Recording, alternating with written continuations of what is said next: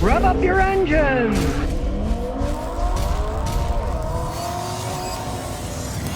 Today I'm going to talk about dumb things not to do in the ice and snow. Now, numero uno is probably don't play ice hockey on ice or you'll lose your teeth, but it's too late for me on that. Now, if you do go out driving in the ice and snow, of course, the first thing you got to do is get it off your car so you can see what the heck you're doing. Now, the first dumb thing not to do is don't pour hot water on your windshields to melt the ice.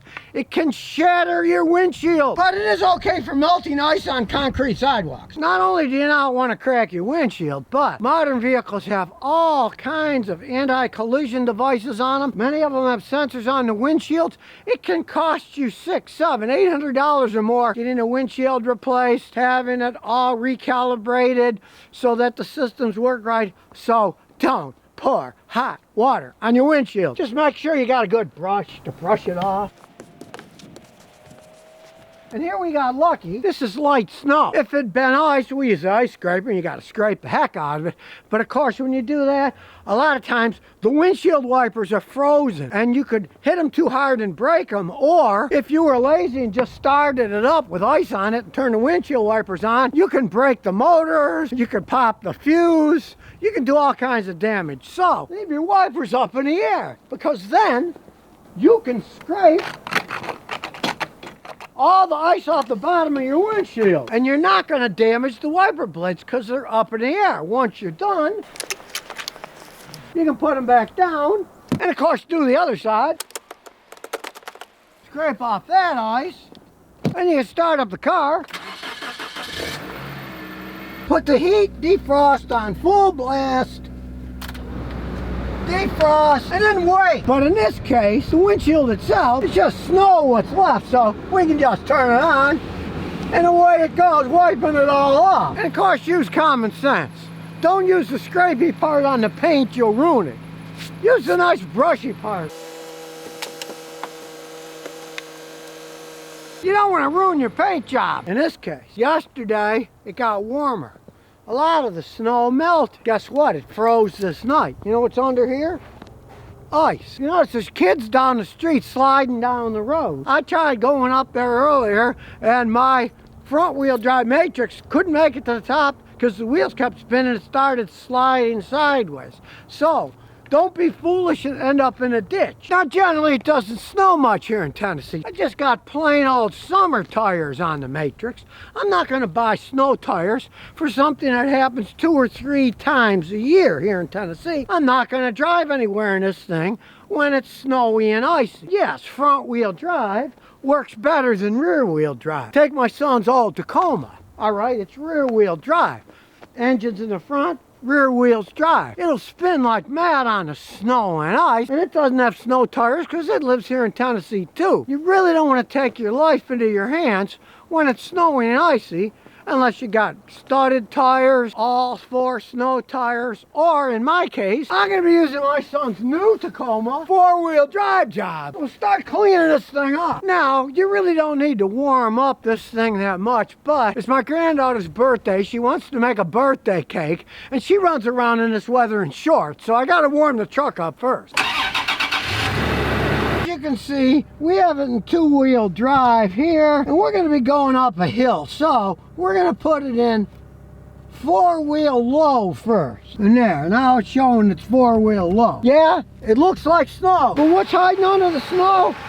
Ice, all kinds of ice. Now, with 4-wheel drive, these aren't snow tires, but they're relatively aggressive tires. If I drive slow, I can go pretty good slow. You still don't want to race around on ice ever. It doesn't matter how much weight you have. The only thing that can work on ice, and only at low speeds, are studded snow tires, where they got those metal studs in them, or chains. You put tire chains on. But if you have to positively go out on this icy, you got a 4-wheel drive vehicle, drive slow. Still be cautious, because ice is ice. It's going to slide. Now, while the truck's warming up, let's say you're going to take a 2-wheel drive vehicle out in the snow and ice. Well, I don't advise taking it out in the ice, period. I don't care.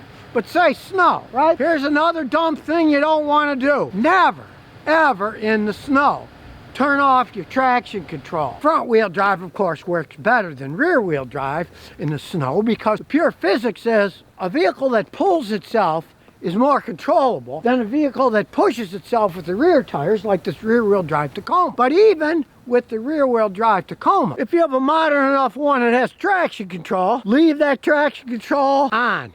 Now my grandson, he took his traction control off on the truck and was sliding all over the place because he wanted to screw around.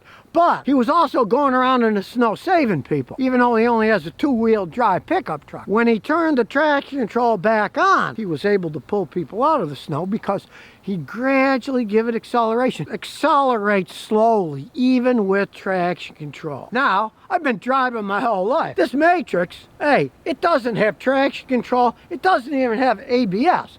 It was made in Cambridge, Ontario, and they didn't have to have those things by law when it was built. So it's a basic model. It doesn't have that stuff. I drove it around yesterday in the daytime because the main roads had melted. They had salt on them. And the side roads were a little slippery. So around here, I was very cautious, like I said. I tried driving up that hill there where the kids are sledding now, and I made it 3/4 and slid back down. So instead, I drove around there, all the way around to the other side of the hill that's down, and I didn't have to climb up or down any hills. And I made it back and forth to the supply company because it was really cold here the other day. It was -1.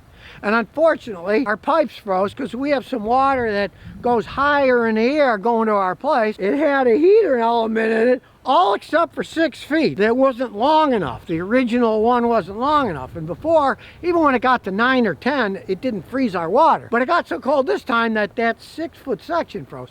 So I had to go to the supply store to get a heater. And that is an emergency for my wife. She has to have hot water. So I went out in the cold, but the main roads had melted, got the heater, put it on, and now we have hot water, which is a big deal. I admit it, I wanted it too, but you can't live without hot water. Like I said, we got it in 4-wheel drive, low, then gradually we will back up. We're not going to slam the gas on, we're going to be conservative. As we back up, there's a snowy wonderland. Now one thing you'll notice, I just put it in 4-wheel high, but when you put it in 4-wheel low, it beeps because it warns you. You're not supposed to drive too fast in 4-wheel low, because we're going in these hills. So, here we go. And it's telling you, don't go too fast. We'll give it a little gas just to see what happens. See, it starts to slide a little. You don't want to drive fast when there's ice. You want to go conservative. Now, just for kicks, we'll switch it into 4-wheel high. Okay? Now it's in 4-wheel high and it stopped beeping. And it's not too icy here, so that's fine. We only have a little bit of way to go down here. We don't have to climb up a big, giant hill this way. You want to avoid hills when it's icy, let me tell you. But even in 4-wheel high, you can see, look at this. I'm giving it gas, it's not slipping. 4-wheel drive is the way to go in the snow. And if there is some ice, go conservatively, but with this much snow on top of it, you probably won't slip. Now see, here's the choice. If we went that way, we're going up the hill. Instead, we're going this way, which is only a tiny hill. Avoid tall hills up and down, because if there's ice, you're going to slide uncontrollably. This is anti-lock brakes, so it won't skid if you're driving slow enough. If you're driving fast, it's still going to skid. I felt it slip a little there because that's ice. It was all ice there. Now we're going down, but we are on top of ice. So you still want to be conservative. Look, we're going like, I don't know, 12 miles an hour. And that's perfectly fine. You don't want to start sliding all over the place. Then when you're going up the hill, don't gun it.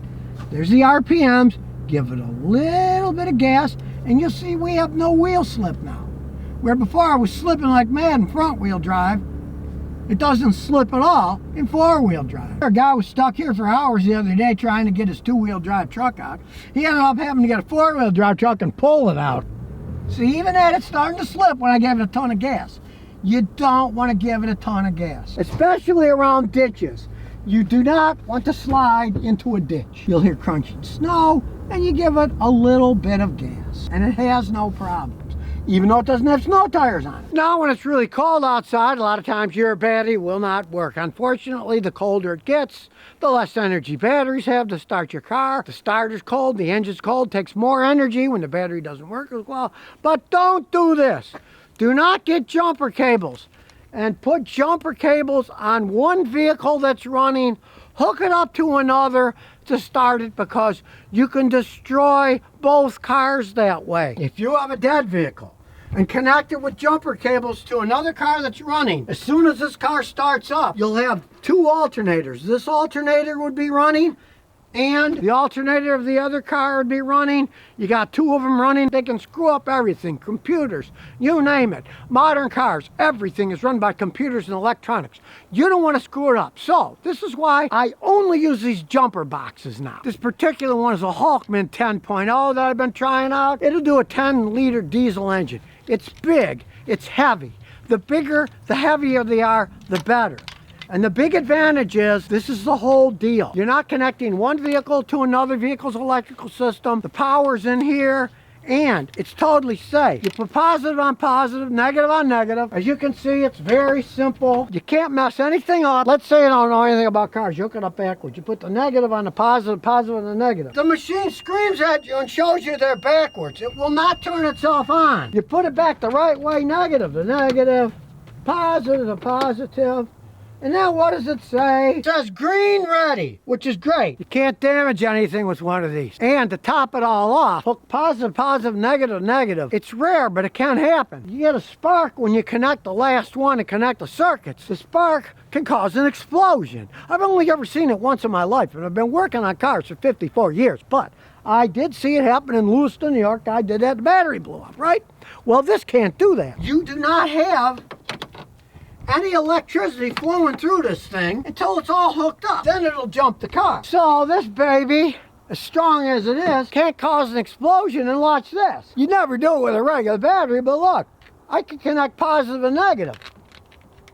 No spark, no nothing, because it doesn't give any power until it knows it's hooked up to the battery correctly. It's a safe device. You're not going to destroy your car. You're not going to destroy somebody else's car. It can only be hooked up correctly. That's why I say it's dumb to jump start a car using jumper cables these days, because you can screw things up big time. If you got one of these in the trunk, no problems, no hassles. You don't have to worry about anything. Now, back in the day when I was a youngster working at my father's Texaco gas station in Lewiston, New York, when we went to save people, these things didn't exist. We actually had a spare car battery in the trunk of our car, and we'd take the battery out of the car with jumper cables and jump them that way. But who the heck is going to put a battery in the trunk of their car when you can have this lithium-ion battery that takes up very little space? It doesn't have battery acid like a regular battery that could spill and make a mess. It's much more convenient. So now you know some dumb things not to do in the snow and ice. And of course, ultimately, it's dumb to go out if there's ice on the road. And if you absolutely positively have to go out in the snow, drive conservatively. Never turn off your traction control, because you can slide either way if you give it too much gas.